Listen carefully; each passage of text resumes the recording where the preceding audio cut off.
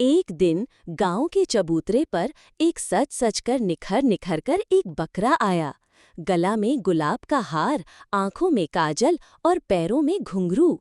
साथ में उसका दोस्तों का टोला भी था, एक मुर्गा, एक बिल्ली और एक तोता।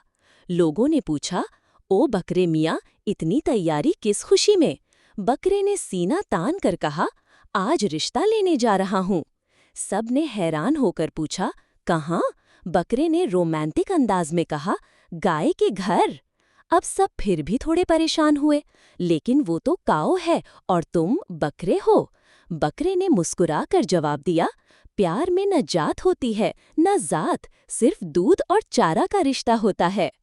काऊ ने जब देखा कि बकरा अपने दोस्तों के साथ ढोल बजाकर आया है, उसने पूछा, ये क्या तमाशा है?